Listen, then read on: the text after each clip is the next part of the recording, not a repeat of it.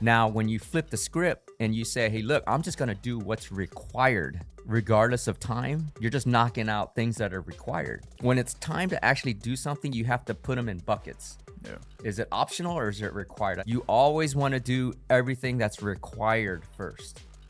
Then you hit the optional things. Like things that'll move the needle the hardest or the furthest, do those first. And write them down. And check them off. If you go into a major event, decision or whatever based on hope because you didn't prepare, you know it's going to likely fail. Because you're hoping for a positive outcome. The second positive outcome expectation is based on work. That is a confident expectation of a positive outcome. We're going to keep your income the same, but you're going to have more responsibilities. That's where you get to negotiate. Bosses pay you money based on your current role. They don't come looking for reasons to pay you more.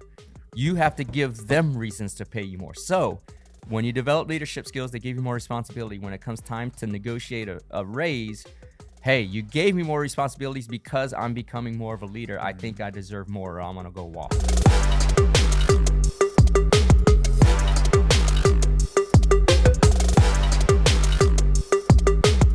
Yo, what's up, everybody? This is the End-to-End Podcast, and I'm your host, Dr. Young Nguyen, affectionately called Ninja, Prolific Ninja for my family and friends, and because my fans are my friends, you can call me Ninja too.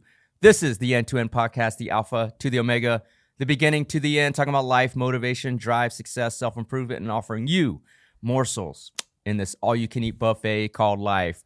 Back in the studio again, and before we get things started, I want to start this episode as I start every single day, which is when I wake up in the morning, I give thanks to God and the universe for another day to be inspirational, another day to make an impact on just one other person's life. And so with that, I want to thank you all for following, liking, subscribing, and especially sharing this show. The way this works is that if you found any value at all for yourself, for somebody you know, a coworker, a family, a friend, or whatever, if you grew just a little bit, 0.001%, please do share the show. I do this on my own dime, on my own time. So the only way this keeps going and growing is if you share the show. No sponsors to the show. I've spent a lot of money on this. There's a lot of teams involved in marketing, promoting, editing, and getting this content out. So please do share the show. I like to say if you're knowledge swole, share the show. That is how we grow. Back in the studio, if you're new to the show, we have a variety of types of shows. Typically, it's just me giving 10, 15, 20 minutes of a monologue on some type of principle related to success, business, or achieving your goals, self-improvement. But we also have episodes where I bring on a guest, which we have a lineup of guests that we're going to be bringing over the summer, which I'm very, very excited for. So stick with me on that. But then we also have another type of show, which is kind of one and the same, but a little bit different. We have Prolific POV, which is point of view, where my co-host will ask me a question about a current event, current topic, and give you my off-the-cuff improv views on those points. But also, we have Prolific QnA, and these are questions that have come in or questions that have been thought up that I don't know what they are ahead of time, but questions are thrown out related to any topic, whether it be business, success, life itself. Those topics get thrown out, and you know, I give my off-the-cuff answer on that, and that hopefully you can get just something out of it that'll make your life better and help you get closer to your specific goals. So today, we have in the studio my producer and co-host on occasion, How's it going, man? Arib Mirza.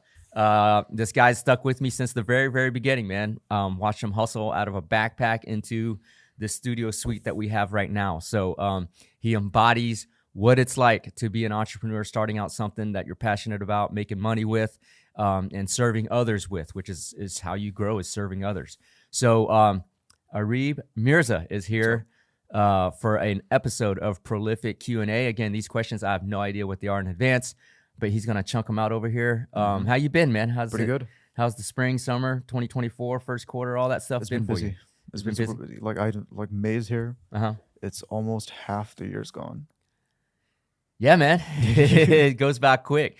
Once you're in the hustle mode, every day blends into the next day because I really think you really don't have time to get into your feelings because there's always something next that is not optional.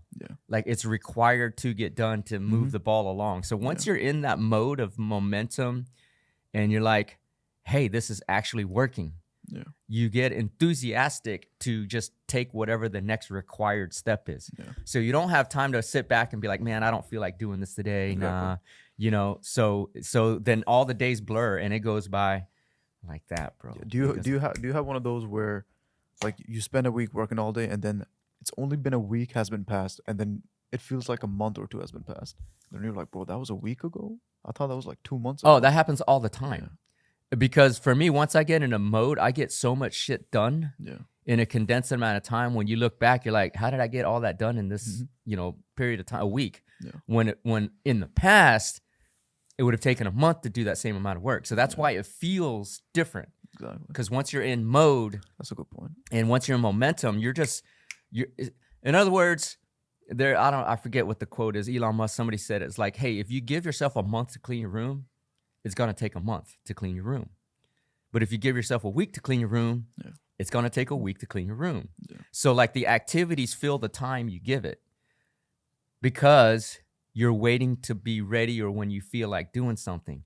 Now, when you flip the script and you say, hey, look, I'm just going to do what's required regardless of time, you're just knocking out things that are required, which leads me to when it's time to actually do something, you have to put them in buckets. Yeah. Is it optional or is it required? I think I had a reel or an episode about that. Is it optional or required? You always want to do everything that's required first. Then you hit the optional things. Like things that'll move the needle the hardest or the furthest. Yeah. Do those first. And write them down. And check them off. And so doing things that are required always supersedes doing things that are optional. And when you do that, you get a lot of shit done. And that's going back to your concept of, man, it's only been a week, but it feels like a month. Yeah. Because you got a lot of shit done. Exactly. Right? So yeah, man, that's like a bonus question because you didn't really ask the question. I don't know if that was part of the episode. But the idea here is like, man, it's May. I hope the audience has been hitting on their goals. I certainly have been hitting on mine. Hiccups here or there, but just you just got to keep moving forward, man. Yeah, like it's May 7th now. May, I thought May started yesterday. Yeah, it gets going quick, bro. Yeah. But I'm happy for your success, man. I see you hustling out there. Appreciate it. Your socials is at Areeb Mirza. Areeb Areeb Mirza. Correct. And then also your business. Oh yeah, focus.vid. FOKUS.VID. Yeah, a lot of tips on social media management. A lot of tips on videography, photography. Editing and so on. So make sure you give him a follow, and you're going to learn a lot. But then you also learn a lot through this podcast that they produce, he and his team. So and to Damien and Fairlith out there, thank you for your help in getting this content out as well. So let's go. Get into it. You ready? Okay. I have 3 to 4 questions. 3 to 4, man. That's too much. Yeah, let's see if we can go through all of them. All right, let's go. All right. Let's go. So the first one is a little big, so listen carefully. I have different goals than what my parents have planned for me. I have a lot of respect for them and I seek their approval. However, I have realized that getting their respect and approval means I have to be in a position in life where I don't want to be.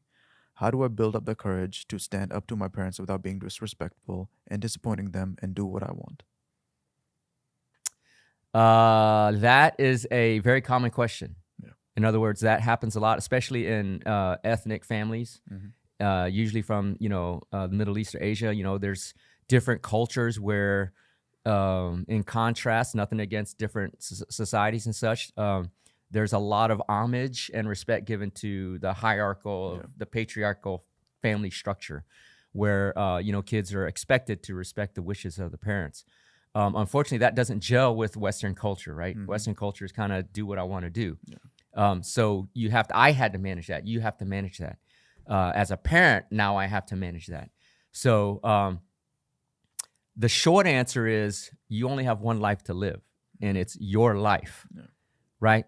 So at the right time, obviously I'm assuming this is being written by a young adult, already 18, so on, not like a teenager, not like, a toddler or anything. Yeah. So I'm assuming this is somebody in their working career that wants to 18 to 24. That's wanting to pursue something that their parents do not approve of. Yeah.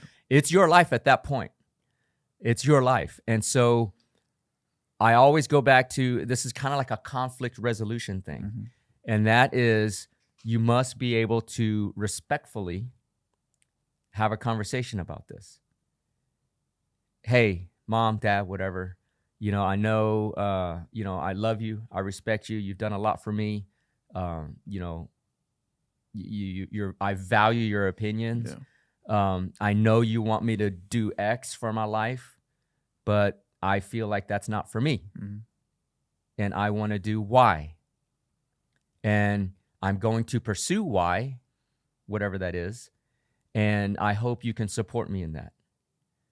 Right? But if not, I still have to pursue Y for me. Yeah. Because in the end, what do you as a parent hope for me? Well, it's for me to feel fulfilled and successful. Yeah. And what you think is going to make me successful is not what I think is going to make me successful. Yeah. There's a template right there. Yeah, that's an exact. Yeah, follow that script. Yeah, just write it down and use it, because in the end, it is your life. And what you're trying to avoid, as I mentioned in prior episodes about relationships, is resentment. Right? If you are the obedient child and you continue to do what your parents tell you to do as an adult, but it's not fitting right with you, what's going to ultimately happen? You're going to start resenting your parents. Yeah. Why are you making me do something that I know it's not for me, or I feel it's not for me? Should be no, but then you're going to start resenting them. And then that creates a chasm that sometimes is irreparable, right? And so you would rather risk sacrificing the relationship, pursuing what you want to do, right? Because it's their lack of understanding for what you want, versus doing something you don't want to do and then severing that relationship ultimately because you resent your parents. Yeah. Should it be looked at just in hindsight? What do you mean? Just look at it from 5 years from now. I don't think the relationship's gonna affect anything anyways, so might as well do it.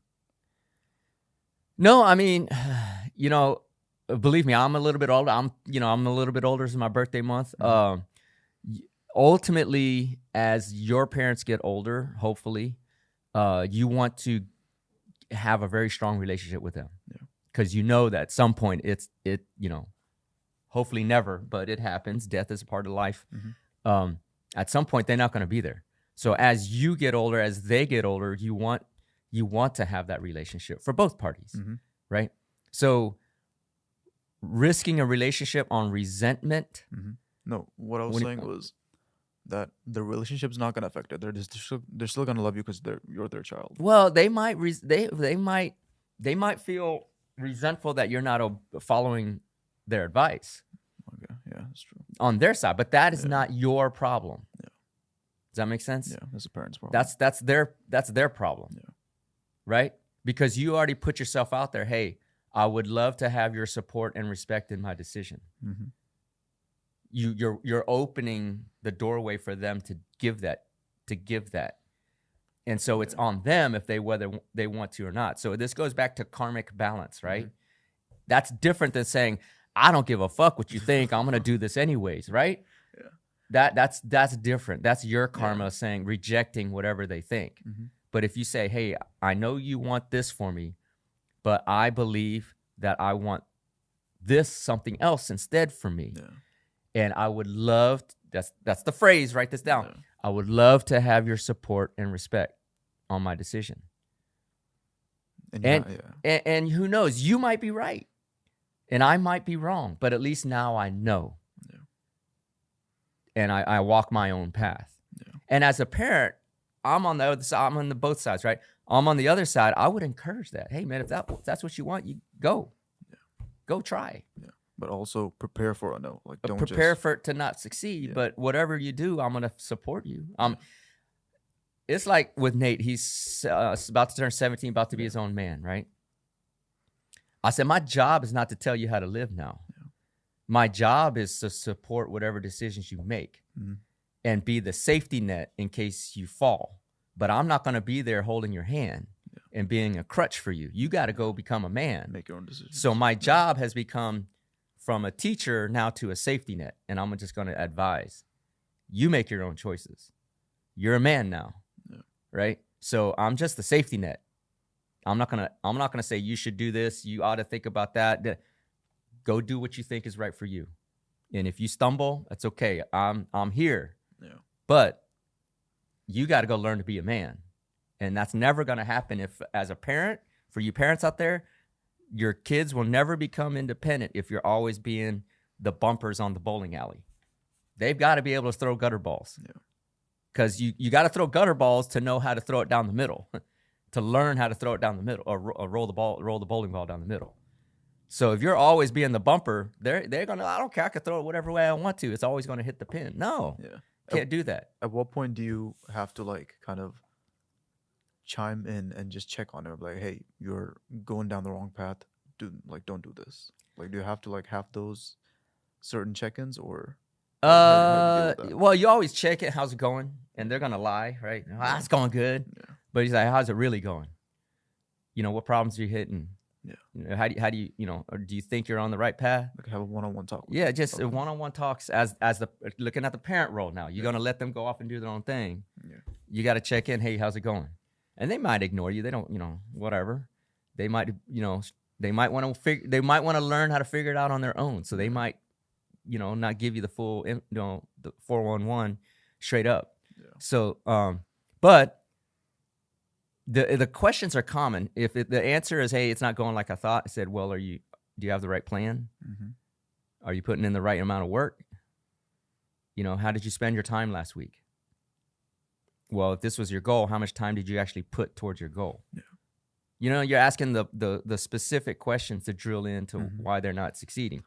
So, As a parent, and I've thought about this question a bit too from the other side as well. For example, like I don't blame the parents as well. Like if my kid, for example, like I don't have any kids, but if my kid, for example, I had something planned for him. This isn't like from my head, and he said he wants to do like something in dance or arts. I would kind of rebuttal with that one. I was like, okay, like I can predict the future of that, and like nothing's gonna happen if you choose that field. no, because you don't know. Yeah. You don't know. And at the same time, Mm-hmm. if they're mature enough, they're going to say, well, Dad, what do you know about the arts? Because you're not an artist. I mean, I don't say that like, Yeah, no. I'm not saying you're not a painting artist, Yeah. right? So you don't know. Mhm. And there is money in art, Yeah. right? Like a couple episodes ago, things always work in systems. You just got to figure out the system and how to crack it. So every industry, even if it's creative, has a system to crack to be successful. So I would not discourage it, Yeah. right? I'm always of the mentality, and this is a lesson for you guys. If you're into something, pursue the rabbit hole to the end. Yeah. Pursue it all the way till the end so that you know for sure Mm-hmm. there's nothing there. Yeah. Just be sure. Just be sure. Yeah. Because what happens as you get older is you're going to be like, man, did I go as far as I could have gone in that, whatever it was? Because at some point it's too late to go back, Mm-hmm. right? Like I can't go back and try to become a pro football player. Yeah. Now, I was good at football. I was good at a lot of sports, but I can't go back and do it now, right? Yeah. But that I do regret not having pursued it as far as I could have pursued it. When as a youth, in my teenage years. Yeah. So Yeah. Um, I'm just trying to add like another perspective of why parents think that way. But if you can convince them otherwise, then like more power. to you. I don't think Yeah. it's a convincing situation Yeah. because neither side knows what the outcome's Yeah. going to be. This is gambling at this point. It's not a gamble. Okay, let me define gamble. A gamble is when you know there's risk and you have not mitigated that risk in any way. Mhm. In other words, you have not tried to diminish the risk in any way. That's a gamble, Yeah. leaving it entirely up to chance. No, in this situation, it's okay. You sure you want to do that? Have you thought it all the way through? Mhm.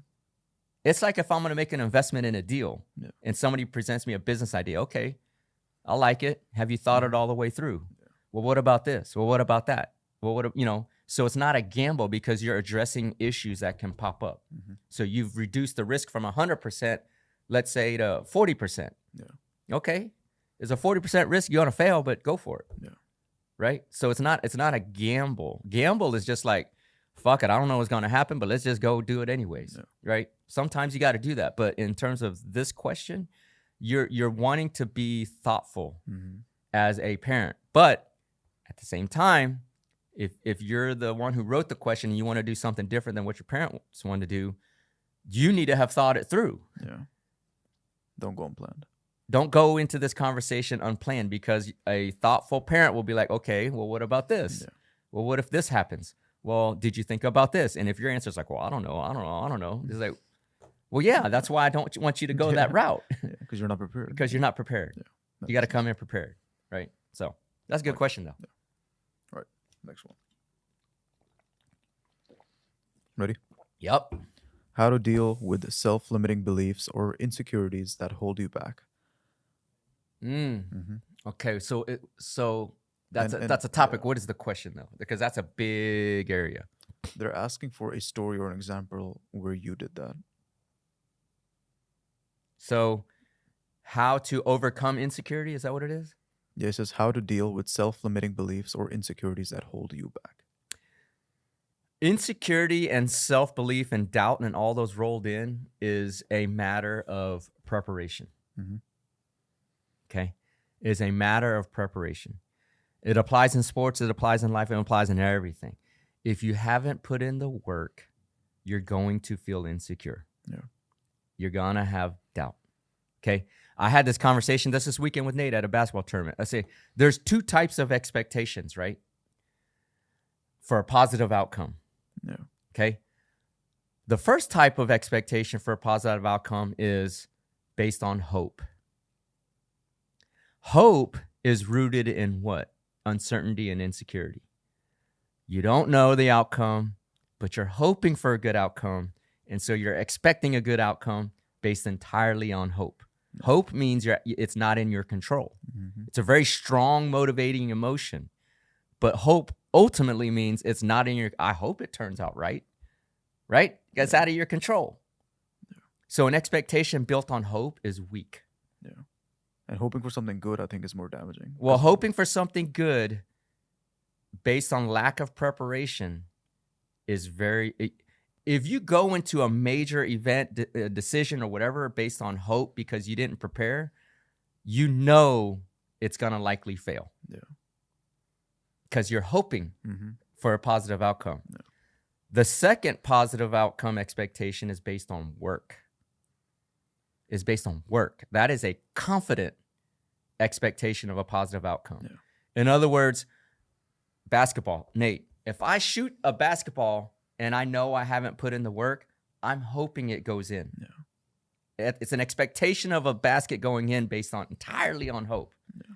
But if I've put up 10,000 shots and I shoot the ball and I release it, I'm expecting it to go in because I've seen it go in 10,000 times for me. That's a different type of expectation. One leads to disappointment, not because it's based on hope, because when you miss the shot, it reinforces the fact that you didn't put in the work. Mm-hmm. And that is the disappointment. You're not disappointed that the shot didn't go in. Yeah. You're disappointed at yourself because you knew at that point you didn't put in enough work. Yeah. Okay? That makes sense. Yeah. Okay. So, hope would be if you take 10,000 shots, one might land in. But preparation would be if you take 9 shots, or if you take 10 shots, nine might land in. No. You're right. Hope would be like if you're going to shoot 10 shots without practice, only 1 out of 10 is going to go in. But you're hoping the other 9 are going to go in. Yeah. The other type of expectation is if you've practiced 10,000 shots, out of 10 shots, you're expecting 9 to go in because you've seen it go in. You know what it takes. So if you miss that one shot, you're not as disappointed because you're thinking, hey, man, something might have been wrong with my mechanics. There's a reason why you missed the shot. And then you know the reason. And you know the reason, and then you can fix it versus like, oh, I don't know. I'm just hoping it's going to go in. So to that question, okay, how do you get over doubt, self-belief? I'm going to assume this person has not put in any work at all. Okay? Yeah. The only way to overcome doubt and lack of confidence for not having done any work at all, the next closest thing is visualizing a positive outcome before you take action. Yeah. Visualization is very powerful, especially if you haven't done enough work. So you have to visualize the positive outcome already. Yeah. Right? So let's say I'm a golfer and I haven't swung the golf club in a long time, but I have, guys invite me impromptu, hey, let's go play some golf. Obviously I want to do well. You see this a lot with golfers. When they grip the club, they stand behind the ball and they visualize the path of the ball before they take the shot. Yeah. Okay. That can help put yourself in a frame of mind. Okay, this is doable.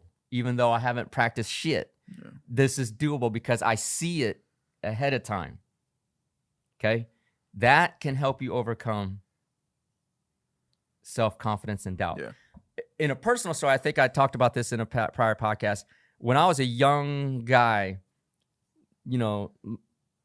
limited experience in networking, right? Like going into events where I don't know anybody, but it's an event I know I need to go to. I know I need to get my reps in terms of learning how to network and socialize with business people.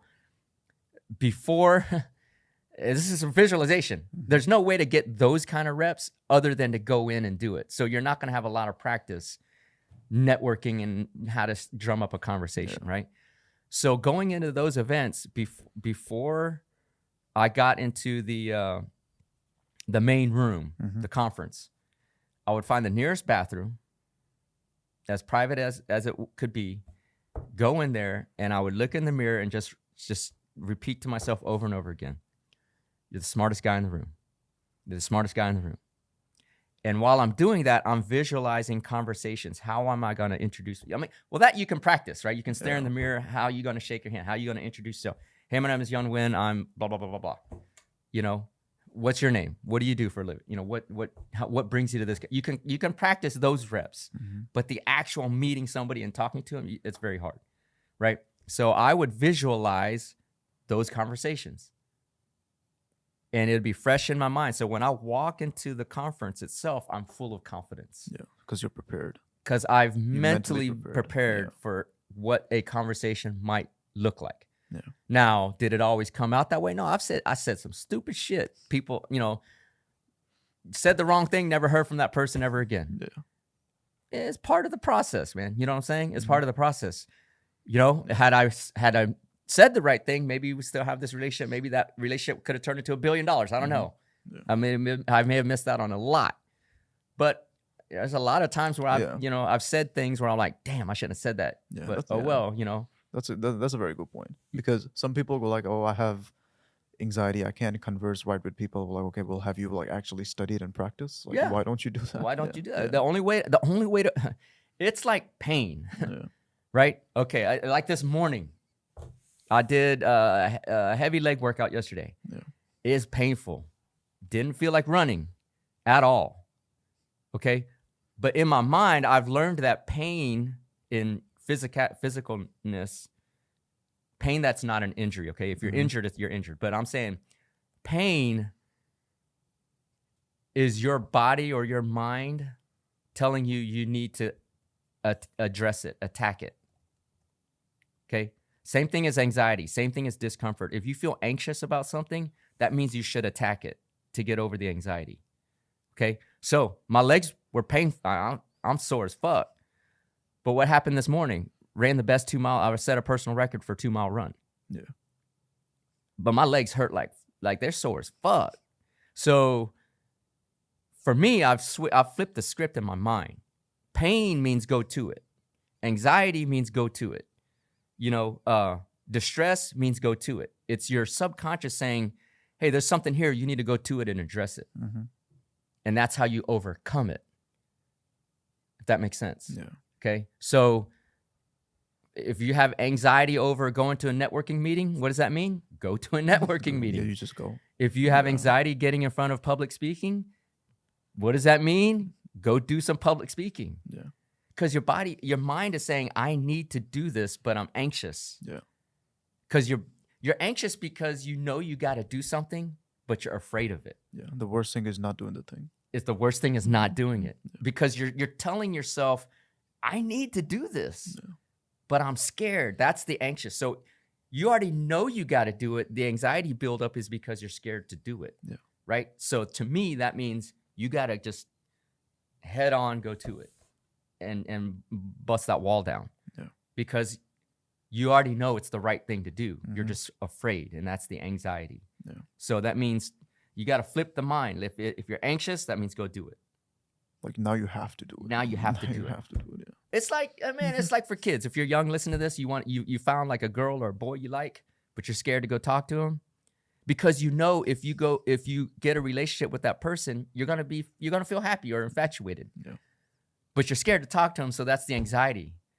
So you got to bust through that, because your mind is telling you, hey man, if you go talk to her, Mm-hmm.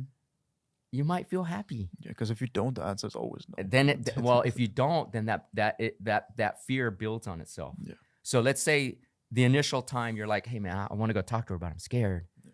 So let's say your anxiety's a 10, but you don't do it. Mm-hmm. Now the next time you see her, hey man, I should go talk to her, but I'm scared. That anxiety increased already because you failed last time. Now maybe like a 30. And then you see her a third time. Man, I need to go talk to her, but I'm really scared down. Now your anxiety is like an 80. Yeah. But once it gets to 100, you're never going to do it. And that leads to regret. Mm-hmm. You're going to see her that 5th, 6th time, and you're just going to be like, nah, fuck it. I'm not going to talk to her. Because your anxiety is already built up to 100%. You're like, I can't overcome this.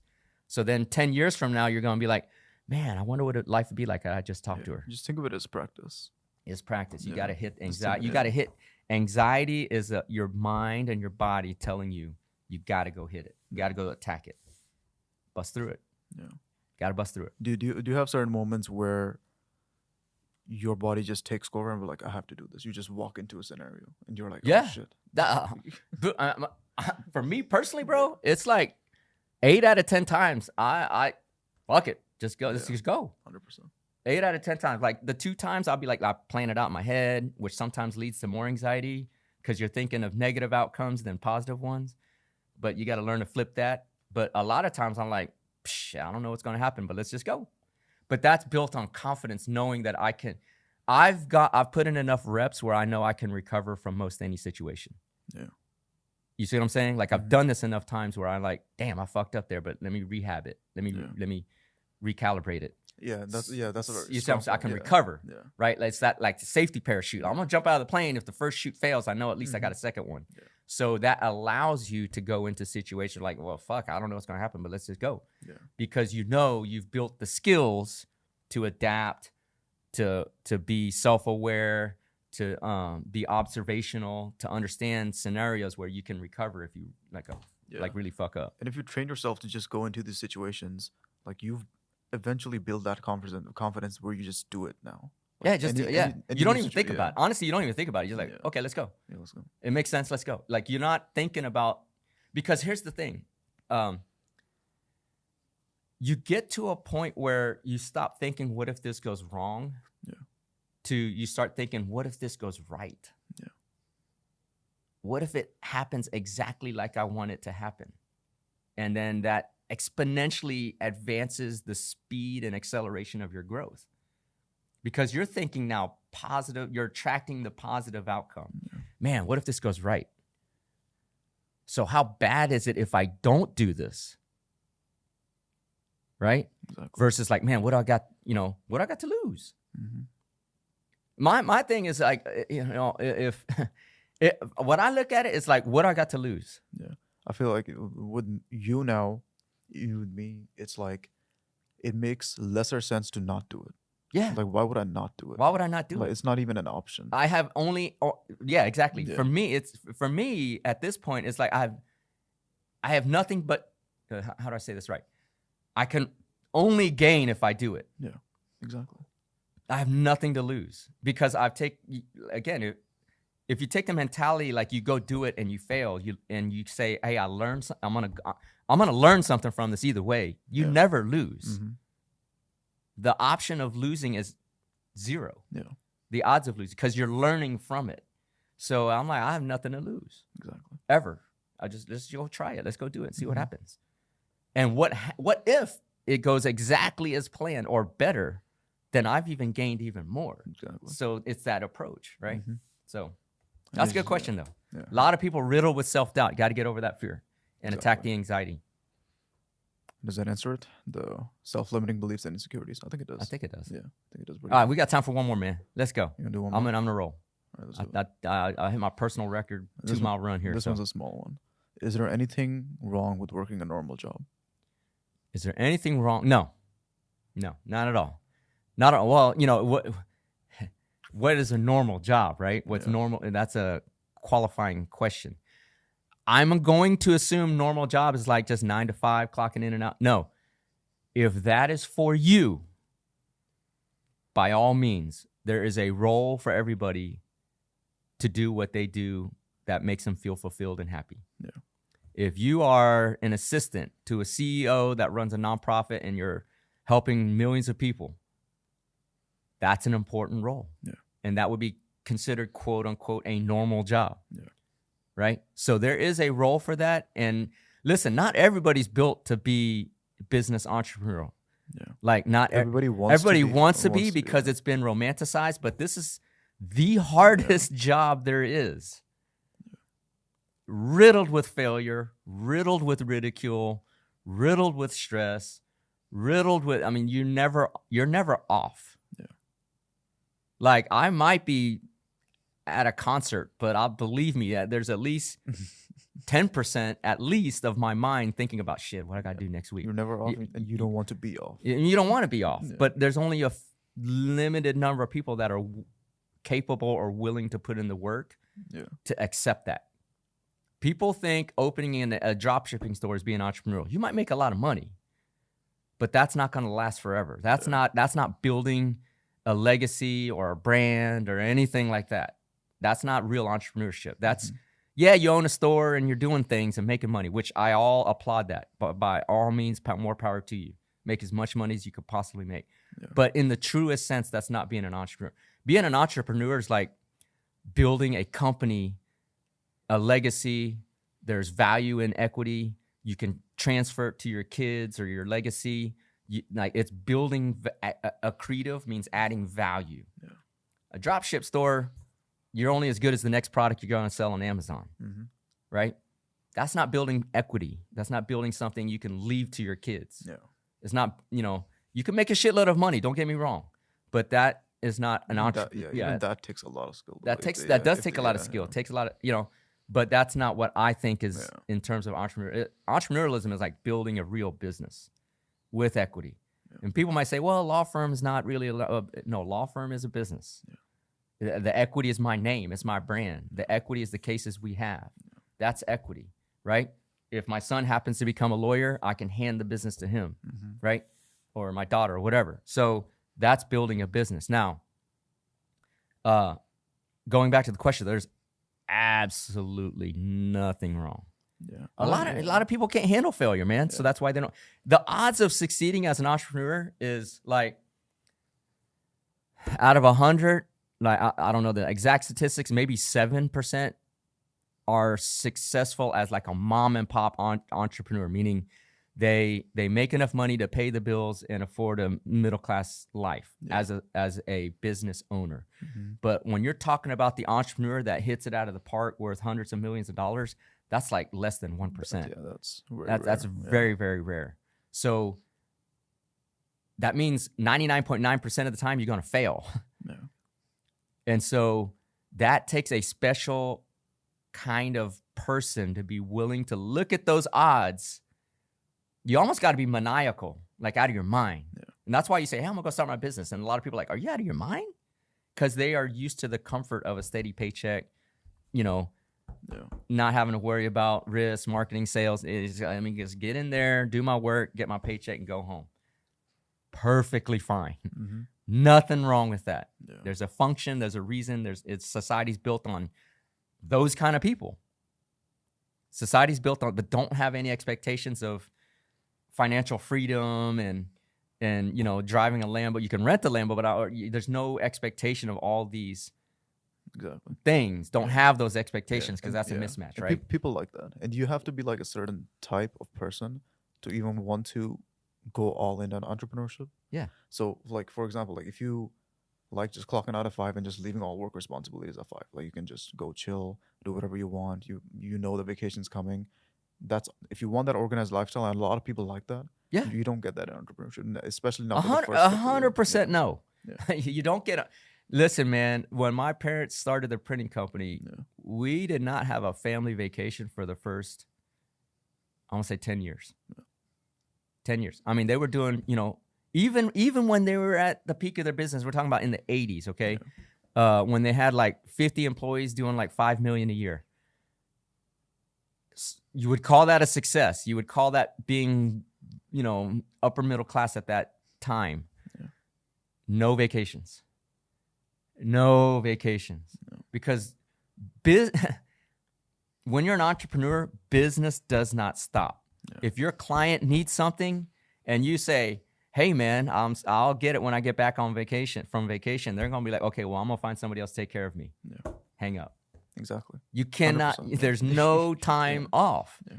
And people, like I said, you got to be built a certain way to say, look, 99.9% of the people fail pursuing this type of dream. I'm going to be that 0.1% that succeeds. Yeah. And people look at it. It is crazy when you think about it, right? Yeah. It's absolutely crazy. Yeah. People look at it from their point of view. They're like, oh, he doesn't take any vacation, but they don't realize that person doesn't want vacations. Yeah. I'm pretty sure your parents didn't want it. Like, it didn't even cross their mind. No, it didn't. It doesn't cross my mind. I go on vacation for my family's sake. Yeah. But me, I'm like... For you, that still work because you're taking care of the family? I'm taking as part of my responsibility. I'm taking care of the family. But when I'm on vacation, I'm still working. Yeah. I'm still fielding calls. I'm answering messages. I mean, it's never off. Mm-hmm. It's never off. Yeah. Never, ever, ever, ever off. So for those of you out there who want to build a real legacy business, understand what you're up against. Yeah. 99.9% of people fail. Yeah. And you're never off. You're dealing with issues. There's more stress than success. Like I consider life like a EKG. It's mostly flatline, and then you have a heartbeat. It's like beep beep, beep beep, right? That's entrepreneurship. Yeah.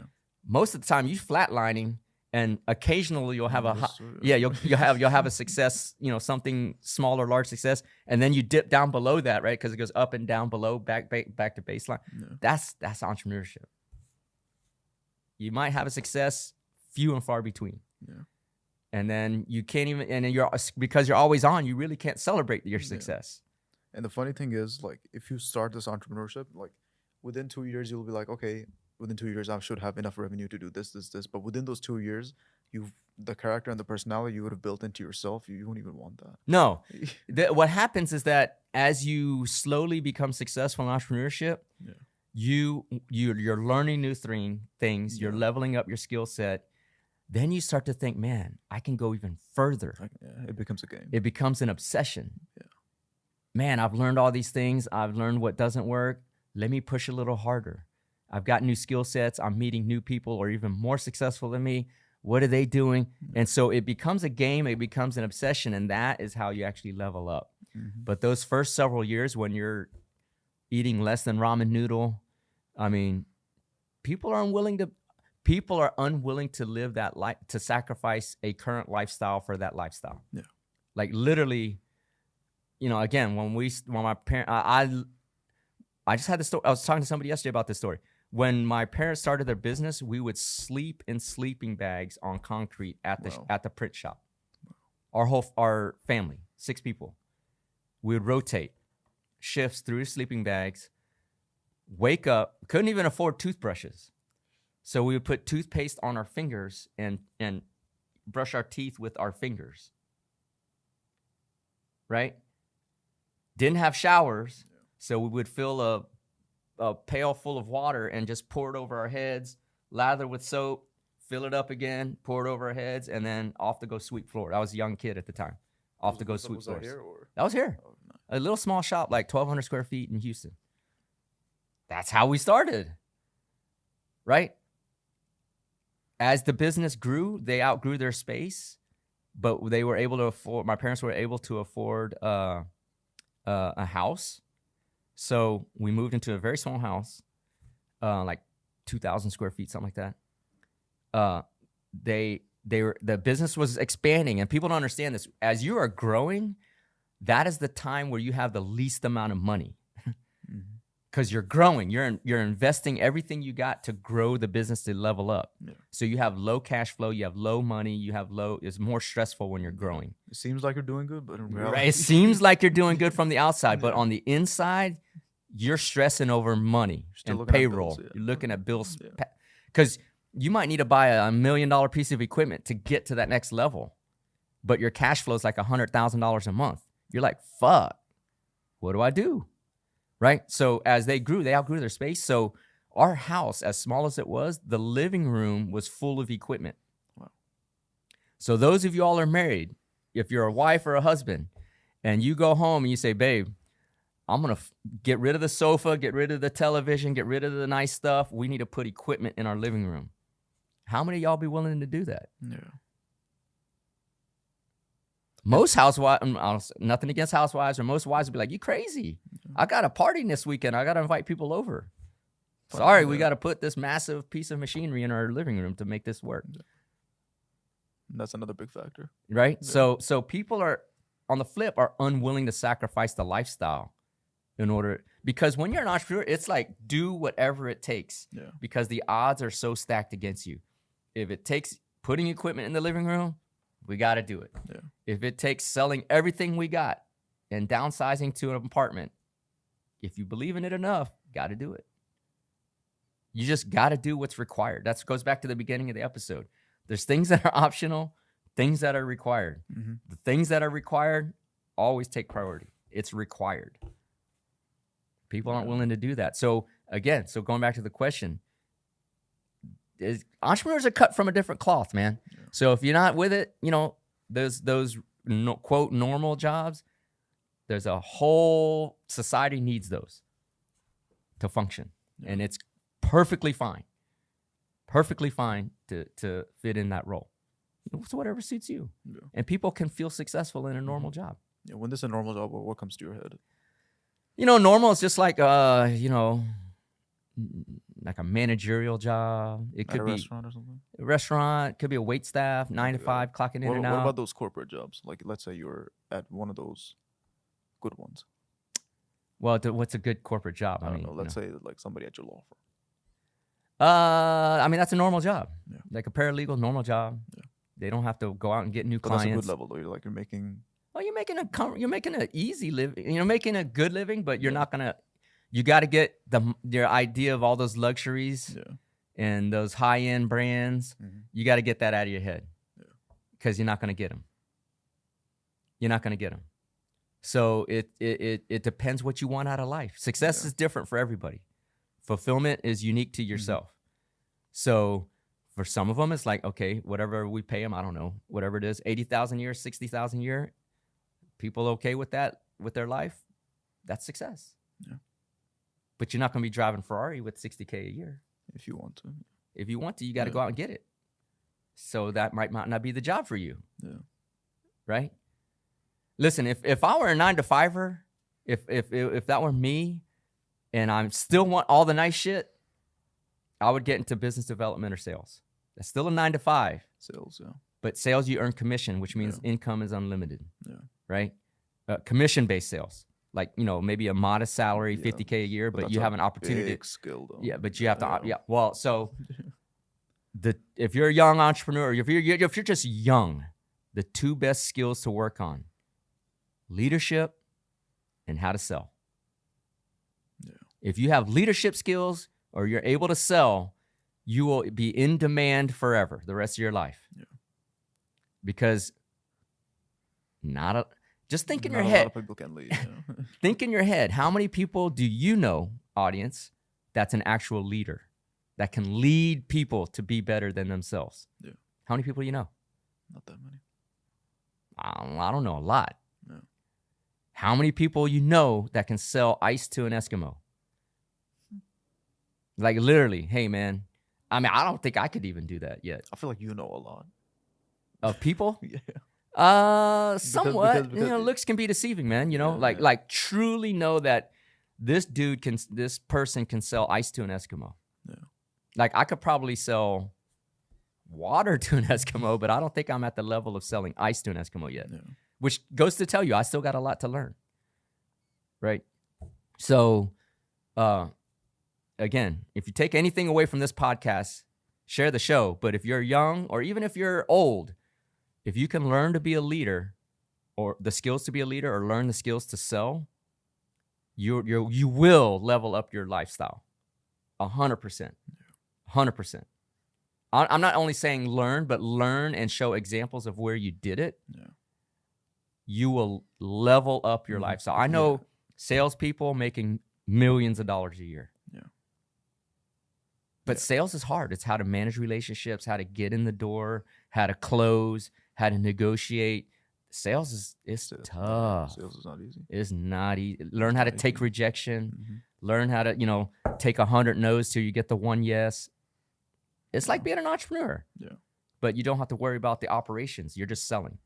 If I were wanting a quote normal job and still wanted the high end stuff, that's where you want to go. Selling McLarens? Yeah, you won't even make a lot of money selling McLarens, man. You won't. Yeah. You would make money selling McLaren franchises. Yeah. Expanding territory, but not just being a car salesman. Yeah. You'll make some money, but you won't make a ton of money. Yeah, and you can show leadership roles into your current role as well. It doesn't need to be something super, So if you're a 9-to-5er and you want to show leadership skills, do more than what's required of your job. Yeah. You understand? People are paying you for what you're doing now. Yeah. Like if your boss sees you worthy of a leader, he's going to promote you. I wouldn't say that. If whoever is your direct supervisor or boss sees you developing leadership skills, they may give you more responsibility. Yeah. Okay. Now, responsibility doesn't oftentimes mean more money. So what happens is you display leadership skills. You're given more responsibility. Your evaluation comes around. Hey, hey, we're gonna we're gonna keep your income the same, but you're gonna have more responsibilities. That's where you get to negotiate for more money. Bosses pay you money based on your current role. They don't come looking for reasons to pay you more. You have to give them reasons to pay you more. So when you develop leadership skills, they give you more responsibility. When it comes time to negotiate a raise, hey, you gave me more responsibilities because I'm becoming more of a leader. I think I deserve more, or I'm going to go walk. It puts you in a better position. Puts you in a better position of leverage, right? That's how it actually works. Okay, so good question, though. Yeah. So is that it? All of them. All right, man. That's dude. This one was juicy. Yeah. There's a lot of meat on this bone, man. All of them are good questions. All of them are good questions, dude. I got fired up. Kind of crazy. Maybe it's because I ran my best 2 miles ever.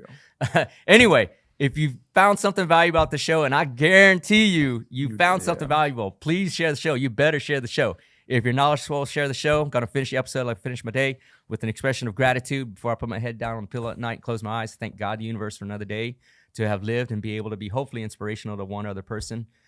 So with that, I want to thank you for listening, following, sharing, subscribing.